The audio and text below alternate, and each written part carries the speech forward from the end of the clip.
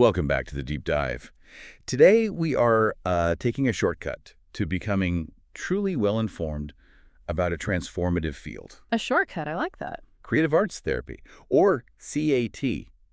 Our sources describe this not just as, a treatment, but as this dynamic approach to restoring emotional balance. And promoting well-being, which is key. Exactly. We're moving beyond the confines of language and, well, the traditional couch. Yeah. We're leveraging music, visual arts, dance, drama. All to unlock expression and growth. Yeah. And our mission for you today is really to unpack why this shift is so vital. Okay. Because CAT meets a fundamental human need. It's that desire to be seen, to be heard, and, to be deeply understood. And it does this in a way that's totally different from just talking. Totally different. It taps into the universal language of emotion and symbolism. It gives a voice to experiences that sometimes words just can't articulate. That distinction is so important. I mean, talk therapy uses words as the main vehicle, but CCAT puts nonverbal communication first. The American Art Therapy Association, for example, they really emphasize using creative media and the process itself. The process, not just the product. Exactly. It's about using the act of creation to hit specific goals. Things like enhancing self-awareness, reducing anxiety, or building self-esteem. It's like a back door that bypasses our internal sensor. That's a great way to put it. And we'll be diving deep into the foundations and, the practical applications of 4 core areas. Well, sure. Music therapy, art therapy, dance and movement therapy, and finally, drama therapy. Okay.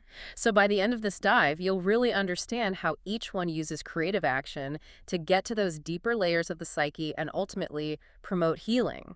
Let's start with the history, because I think it's grounding to know that this idea of healing through art isn't some new fad. Oh, not at all. Our sources note the roots go back thousands of years. Ancient civilizations were instinctively using art, music, and dance in their healing rituals. This is just part of the fabric of being human. It is, but the formal kind of modern application, the one that connects to clinical psychology, that really took off in the early 20th century. Right around the time of Freud and Jung. Exactly. This was the era where thinkers like Sigmund Freud and Carl Jung were recognizing the immense power of symbolic language. They showed us how the unconscious mind, the part we can't easily access, communicates through images, dreams, and actions. So CBAT basically just picked up on that idea. It picked up that idea and weaponized it for healing, yes. That concept that our deep inner life speaks in symbols is so crucial. And that brings us to the pioneers who actually formalized this. It does. And one detail the sources flagged that really surprised me was that there was this kind of philosophical conflict right at the very beginning of art therapy. Yes, this is the key insight. The debate wasn't just about technique, it was a clash over interpretation. Okay. On one side, you had Margaret Naumburg. She saw the art object as a kind of symbolic report from the psyche. So Freudian. Very Freudian. She developed what's called psychodynamic art therapy, where the therapist might interpret your drawing to reveal unconscious conflicts. But then you have Edith Kramer. And this is where it gets really interesting, especially for anyone listening who thinks, I can't draw. Right. Because Kramer championed the importance of the creative process itself. For her, the artwork isn't a report card for the psyche. So it doesn't matter if it's good. Not at all. The physical act of creation, the pushing of clay, the smear of paint, that is the therapy, regardless of the final aesthetic skill. That process-oriented view seems like it would have been revolutionary. It was. And it profoundly influenced all the other modalities. In music, you have Paul Neurath and Clive Robbins creating creative music therapy, which is all about improvisation. So making it up as you go. Exactly. The spontaneous act of making music becomes the communication. And for drama, Jacob L. Moreno, who founded psychodrama, introduced action methods using dramatic enactment to explore conflicts. These weren't just academics. They sound more like revolutionary thinkers. They were. Okay, that gives us the historical frame. Now, let's talk about the 3 core theoretical lenses that creative arts therapists use today. The first one is the psychodynamic approach. This is the classic iceberg analogy, isn't it? That's the one. The psychodynamic approach assumes that your current issues are rooted in these hidden depths, past experiences, early memories, unresolved conflicts. And those things manifest symbolically in the art. Precisely. So you might use a technique like free association on an image you created, or analyze a recurring symbol to kind of decipher the messages the unconscious is sending you. Then we shift gears to the humanistic approach, which is focused squarely on the here and now. Right. So if psychodynamic is looking backward to understand conflict, the humanistic view is looking forward to potential. The core concept here is self-actualization. Fulfilling one's potential. And this is where the creative process just aligns perfectly. The act of creating something new, a song, a poem, a dance, is an immediate, tangible realization of that potential. And the therapist's role is different here. Very different. The facilitator acts more as a guide, emphasizing the quality of the therapeutic relationship and using things like reflective listening to empower you to own your capacity for growth. Okay, so if the humanistic approach is about growing, the third one, the cognitive behavioral or CBT approach, feels like the practical toolkit. That's a great transition. We assume, you know the basics of CBT, that link between thoughts, feelings, and behaviors. Sure. But its application in CT is unique. The main technique, cognitive restructuring, is often done through the art itself. What does that look like? So, for instance, a therapist might ask you to give your negative thought a physical shape, maybe a small, dark sculpture made of clay. Okay. Then, using the malleable nature of the clay, you literally reshape that physical thing into something more balanced or manageable. You're not just talking about changing the thought, you are physically changing its form. That sounds incredibly powerful, which immediately gets us to the more practical side of things. If we want to coax these deep symbolic issues out, what needs to be in place for CT to even work? Well, it absolutely has to start with the cornerstone, creating a safe space. What does that mean in practice? It means that space has to be defined by trust, confidentiality, and just non-judgmental acceptance. And the therapist's job is to build that. Yes, through techniques like establishing rapport, validating every single experience, and really tuning into body language and nonverbal cues. That's active listening. You have to feel safe to be truly expressive. And once that trust is there, we move to encouraging that uninhibited self-expression. And this isn't just about asking open-ended questions. It's about accepting every emotion, anger, grief, confusion, as valid. As worthy of being put onto the canvas or into the movement, yes. And this is where symbolism and metaphor become so critical, right? Because they can bypass our defenses. They absolutely bypass the defensive constraints of language. When words are too hard, the image speaks for you. Can you give an example? Sure. If you describe your depression not as sadness, but as being trapped in a dark cave with no light, that metaphor instantly communicates these complex feelings of isolation and hopelessness. Way more powerfully than just saying, I feel sad. Infinitely more. So this brings up a practical question that our sources actually raised. What about someone who might be uncomfortable seeking formal help? Yeah, that's a common barrier. The research mentions the utility of engaging in this kind of symbolic exploration with a trusted friend. They even gave them an informal label. An experiential reflection partner. That's it. Yeah, and it's important to frame this carefully. This is not therapy. Right, it's not a clinical intervention. No, it's an experiential reflection tool. Mhm. It lets you safely discuss and interpret symbols that might come up in your journaling or drawing. It's about practicing the principles, like externalizing a problem and looking at it without the pressure of a clinical setting. Self-discovery, not treatment. Exactly. That clarity is essential. Okay, so to round out these foundational principles, let's talk about the mind-body connection, integrating movement and body awareness. This is huge. This is where we touch on techniques like somatic experiencing, which is all about tuning into your bodily sensations to process unresolved emotions. Because we hold stress in our bodies. We do. A clenched jaw, tension in the shoulders. A therapist might guide you to notice where that tension is and then use small, intentional movements, a guided stretch, a spontaneous gesture to allow that sensation to release. So you're not trying to talk it away. No, you're using the body to promote stress relief and emotional regulation.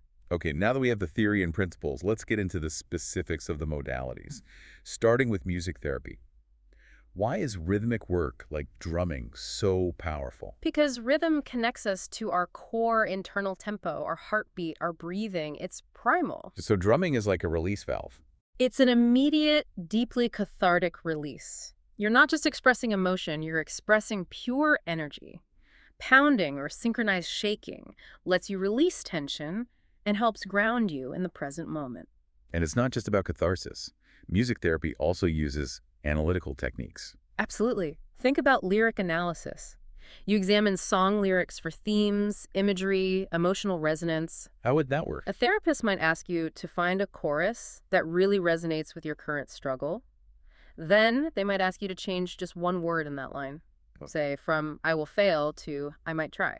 You instantly feel how that tiny alteration shifts your emotional relationship to the song and, by extension, to your struggle. And then there's improvisation, spontaneous creation, no script. Right. Whether it's with your voice, an instrument, or just movement, the whole point is uninhibited expression. You can't be wrong. What all these techniques are driving towards, it seems, is a key concept that underpins all of C. Emotional regulation. Exactly. The ability to effectively manage your feelings. And our sources lay out 5 key processes for this, and they link directly to the creative act. Okay, what are they? First is awareness, just recognizing and labeling the feeling as you start to drum or paint. Second is understanding, knowing the causes and triggers that led you to pick that color or that tempo. The why. The why. Third is acceptance, embracing the emotion without judging it, letting the chaotic painting be chaotic. That sounds difficult. It is. Fourth is modulation, using techniques like deep breathing or focusing on a soothing rhythm to manage the intensity of the feeling. And finally, adaptation, learning from that artistic experience to develop healthier coping skills for the next time. The art gives you immediate feedback on where you are in those 5 steps. Exactly. Okay, moving into art therapy. Let's look at drawing and painting. We know this provides a voice for things like trauma or grief. The art becomes a tangible bridge. And that tangibility is so crucial because it fosters a sense of agency and control. Which is often what's missing when you're struggling with anxiety or depression. Precisely. When you select the medium, the colors, the scale, you regain a measure of personal power. And we have to reiterate this. The value is always in the process, in the choice and the action. Not the final product hanging on the wall. Never about that. Which brings us to sculpting in clay. I'm fascinated by the focus on the tactile, grounding sensory experience here. Why is physically manipulating clay so powerful? It allows for immediate physical expression. Kneading, pounding, even throwing clay can be a direct cathartic release for anger and frustration. And the three-dimensional aspect is important too. Very insightful. It allows you to explore space and boundaries in a physical way. If you feel overwhelmed, you might build a thick wall of clay. If you feel trapped, you might create an enclosed space. And you can change it. Critically, yes. Deconstructing those forms symbolizes your ability to rebuild and redefine yourself after adversity. Let's turn our attention now to the healing power of narrative and performance. Let's talk about drama therapy. This is a really dynamic way to try on new personalities and practice change. It seems to rely heavily on role play. It does, to explore different perspectives, practice new behaviors, and build confidence. Think about the source's example of practicing a job interview for someone with social anxiety. By acting it out multiple times in a safe room, they're building muscle memory for assertive behavior before the real thing. Motor memory, exactly. And the playfulness helps. So, if I'm practicing a tough conversation, the absurdity of using, say, a stuffed animal as my boss actually helps break the tension. Precisely.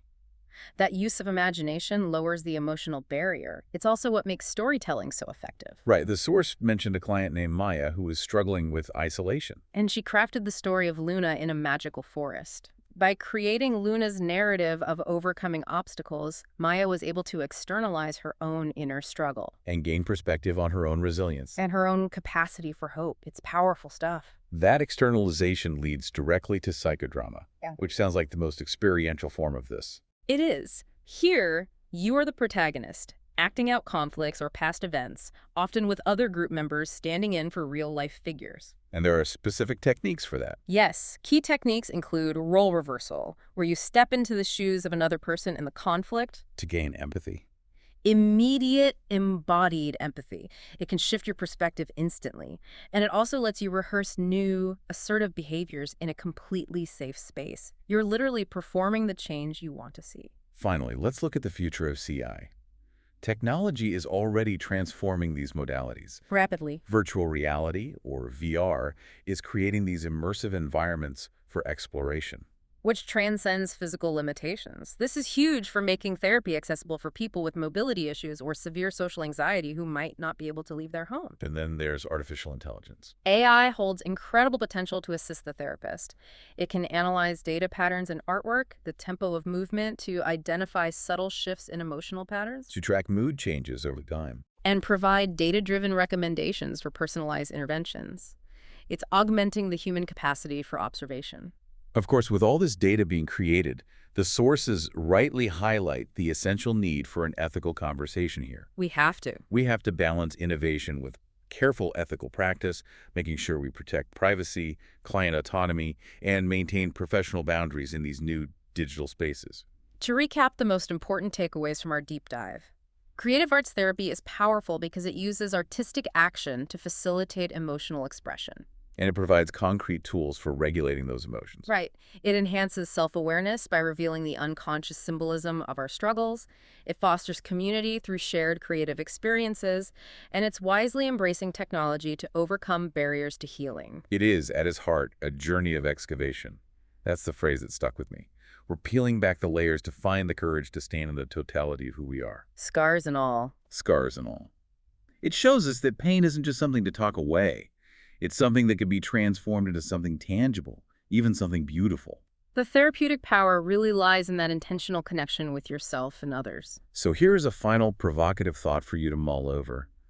Thinking about the modalities we explored, music, movement, clay, or storytelling, identify one nonverbal way you could express a core struggle or great joy in your life today. Using just the simple resources you have available. Exactly.